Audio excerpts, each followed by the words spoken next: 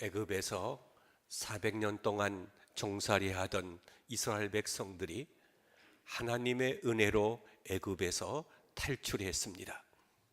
그들을 하나님께로 인도한 것은, 가나안 땅으로 인도한 것은 구름 기둥과 불 기둥이었습니다. 그런데 출애굽한 이스라엘 백성들의 숫자가 여자와 어린아이를 제외하고 성인 장정만 60만 명이었습니다. 출애굽기 12장 37절과 38절에 보면 이스라엘 자손이 라암셋을 떠나서 숫곳에 이르니 유아 외에 보행하는 장정이 60만 가량이요 수많은 잡족과 양과 소와 심이 많은 가축이 그들과 함께 하였으며 라고 했습니다. 성인 남자만 62만 명이었으니까 여자와 아이를 합하게 되면 출애굽한 사람의 수는 약 200만 명가량으로 추산할 수 있을 것입니다. 거기에다가 수많은 잡족과 양과 소와 심이 많은 가축들이 있었다고 했습니다. 하나님께서 이들을 어떻게 먹이셨습니까? 하늘에서 내리는 만나로 먹이셨습니다. 그들이 통과하는 곳은 광야이고 계속해서 이동해야 되기 때문에 농사 짓는 것은 불가능했습니다. 그러나 하나님은 매일 아침 만나를 내리셔서 자기 백성들을 먹이신 것이죠. 그런데 이스라엘 백성들이 광야에서 살아남는데 양식보다도 더 중요한 것이 있었습니다. 그것은 바로 물이었습니다. 사람이 밥은 먹지 않아도 물을 마시면 40일 이상을 살 수 있습니다. 그러나 물을 마시지 않게 되면 2주일을 넘기지 못하고 죽습니다. 더구나 광야는 너무나 더운 곳이었기 때문에 물을 적절하게 마시지 못하게 되면 몸에 탈수 현상이 일어나게 되어서 죽을 수밖에 없는 것입니다. 그런데 풀 한 폭이 없는 광야에 무슨 마실 물이 있었겠습니까? 이스라엘 백성들은 홍해를 건넌 후 사흘길을 걸어서 도착한 곳이 바로 수르라고 하는 광야였습니다. 그런데 그곳에도 물이 없었습니다. 우리 본문 22절을 봅니다. 모세가 홍해에서 이스라엘을 인도하며 그들이 나와서 수르 광야로 들어가니 거기서 사흘길을 걸었으나 물을 얻지 못하고 라고 했습니다. 광야에서 사흘길을 걸었다고 하면 얼마나 목이 타겠습니까? 그런데 그들은 사흘 동안 물을 마시지 못한 것입니다. 물이 없는 사흘길은 마치 죽음의 길과도 같았을 것입니다. 이스라엘 백성들은 홍해를 건너면서 너무나도 큰 하나님의 기적을 보았습니다. 그들은 하나님께서 자기들을 위해서 싸우시는 것을 보았습니다. 애굽 군대가 추격해 오자 구름 기둥이 뒤쪽으로 옮겨지면서 애굽 군대가 더 이상 추격하지 못하도록 했습니다. 그리고 홍해가 갈라지는 기적을 본 것이죠. 그래서 홍해를 그들은 육지같이 건넜습니다. 뒤쫓아오던 애굽의 군대가 모두 다 바다에서 몰살하는 광경도 보았습니다. 그들은 하나님의 구원을 찬양했습니다. 그러나 이스라엘 백성들은 홍해의 기적이 있은지 사흘도 못 되어 마실 물이 없다고 하나님을 원망한 것입니다. 그들이 왜 하나님을 원망했을까요? 이유는 2가지입니다. 첫째는 건망증 때문입니다. 불과 사흘 전에 있었던 홍해강이 갈라지는 능력과 기적을 잃어버렸기 때문에 하나님을 원망하게 된 것입니다. 오늘날에도 많은 사람들이 건망증을 가진 채 살아가고 있습니다. 지난날 받은 사랑과 은혜를 잃어버린 채 살아가고 있습니다. 어제 받은 사랑도 잊어버린 채 살아갑니다. 바로 건망증 때문에 그렇습니다. 두 번째는요, 조급증 때문입니다. 조급증이란 인내하지 못하고 서둘고 덤비는 것을 말합니다. 조금만 참고 견디면 되는 일도 서둘고 덤비기 때문에 이 일을 그르치게 되는 것입니다. 이제 조금만 더 가면 엘림이라는 곳이 나오게 되고 그곳에는 마실 물이 있었습니다. 엘림은 마라에서 그다지 멀지 않는, 얼마 되지 않는 곳에 있었습니다. 그러나 그들은 거의 다 간 지점에서 불평과 원망을 쏟아내고 말았습니다. 바로 그들의 조급증 때문에 그렇습니다.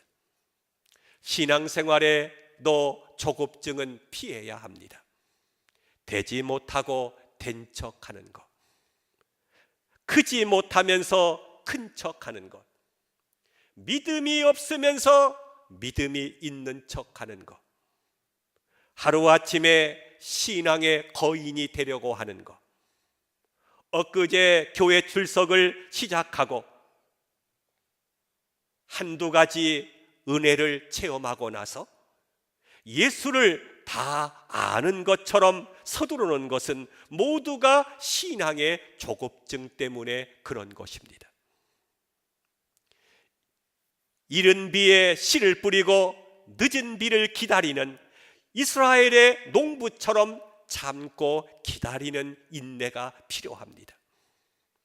그들은 수르에 물이 없자 다시 물을 찾아 마라라고 하는 곳에 도착했습니다. 다행히도 마라에는 물이 있었습니다. 그런데 그 물은 써서 마실 수 없는 물이었습니다. 23절을 봅니다. 마라에 이르렀더니 그곳 물이 써서 마시지 못하겠으므로 그 이름을 마라라 하였더라. 물이 있긴 있는데 먹지 못하는 쓴물이 그들의 조급증을 더 조급하게 만들었습니다. 마라에 써서 먹을 수 없었던 물은 마치 풍요 속에서 빈곤으로 살아가는 현대인의 삶과도 비슷합니다.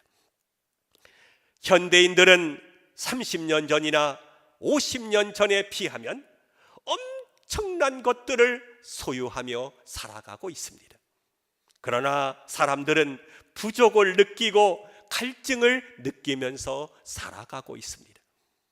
그것은 가난해서 헐벗고 못 먹고 병이 나도 치료하지 못했던 30년 전이나 50년 전보다 비교가 되지 않을 만큼 풍요 가운데 살아가고 있는데 자살자의 수가 더 많고 병사하는 사람들의 수가 더 많습니다. 굶어 죽는 사람보다 위장이 탈이 나서 죽는 사람의 수가 더 많고 먹을 것과 입을 것이 없어서 파멸하는 사람들보다도 너무 많이 가지고 있기 때문에 방종하고 타락하다가 자신을 망치는 사람들이 더 많고 내일 아침 끼니 때문에 잠 못 이루는 사람들보다도 가진 것이 너무 많아서 어떻게 쓸까? 어떻게 더 벌까? 어떻게 보관하고 지킬 것인가? 여기에 대해서 잠 못 이루는 사람들이 더 많다고 하는 것은 현대인의 삶이 마라의 삶과 같다는 것을 증명해 주고 있습니다. 이 세상은 마라와 같습니다. 마실 것이 많아 보입니다. 행복을 주는 것들이 많아 보입니다. 그러나 그것을 마시면 마실수록 갈증은 더해만 갑니다. 참 만족이 없습니다. 강남에서 30억이 넘는 집에서 살고 다주택을 소유하고 있는 사람들에게 물어보십시오. 만족하냐고. 어찌 보면 그들은 우리들보다도 더 갈증을 느끼면서 살아가고 있습니다. 우리는 여기서 마라의 쓴물을 단물로 바꾼 모세의 행적을 주목해서 보아야 합니다. 첫째로 모세는 쓴물 때문에 하나님 앞에 기도했습니다. 본문 25절을 보십시오. 모세가 여호와께 부르짖었더니 라고 했습니다. 백성들의 원망이 극에 달했을 때에 모세는 하나님께 기도했습니다. 백성들은 원망했지만 모세는 기도했습니다. 문제 앞에서 원망하는 것은 쉽습니다.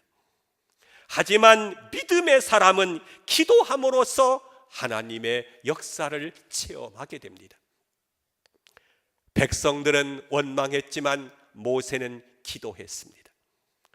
원망은 문제를 더 얽히게 하는 요소지만 기도는 문제를 푸는 열쇠인 것입니다. 일본 기독교 원로 지도자 가운데 오리야마 사로시 목사님이 있습니다. 그는 일본 복음주의 기독교계의 지도자로 아주 존경받는 분입니다. 그는 기도의 사람이고 수도 셀 수 없는 응답과 체험을 가진 사람입니다.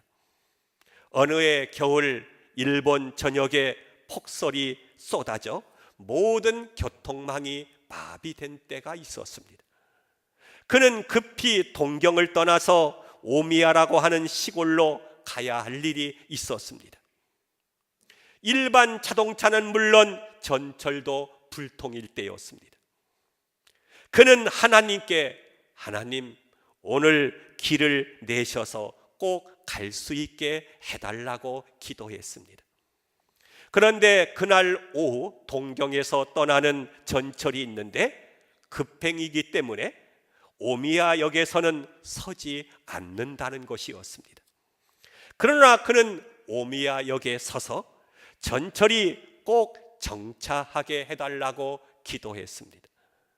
그는 이 오미야역이 가까워오자 자리에서 일어나 가방을 들고 내릴 준비를 했습니다. 하나님께 전차가 서게 해달라고 믿고 기도했기 때문에 내릴 준비를 한 것입니다. 그런데요, 기적이 일어난 것입니다.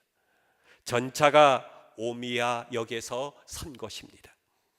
왜 거기서 급행으로 통과하던 전차가 섰는지는 아무도 모릅니다.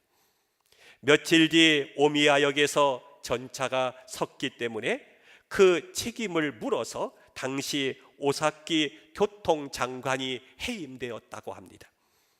그분은 지금도 그때 하나님께서 전차를 세우셨다고 믿고 있습니다. 두 번째로 하나님이 지시하신 한 나무를 던졌습니다. 25절을 보면 여호와께서 그에게 한 나무를 가르치시니 그가 물에 던지니 물이 달게 되었더라.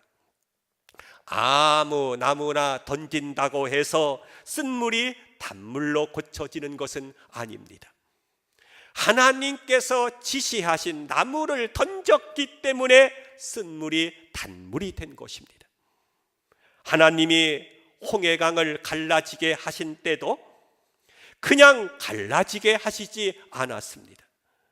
하나님은 모세에게 지팡이를 들고 손을 이 바다 위로 내밀라고 말씀을 하셨습니다.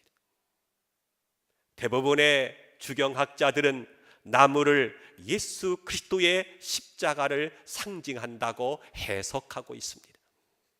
향나무, 박달나무, 오동나무, 백향목 나무를 던져봤자 쓴물이 고쳐지지 않습니다. 돈다발과 보석함을 던진다고 해서 쓰디쓴 인생이 고쳐지는 것은 아닙니다. 제 아무리 감미로운 세상의 향락과 안위를 설탕 치듯 한다고 해서 내 인생의 괴롭고 슬픈 삶이 치료되는 것은 아닙니다.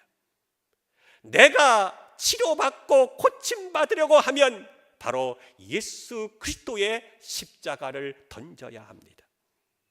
예수님의 십자가는 인간의 모든 죄와 저주를 물러가게 하는 능력이 있습니다.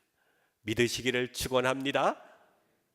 하나님이 지시하신 십자가는 모든 것을 고치고 치료하는 위대한 능력이 있습니다.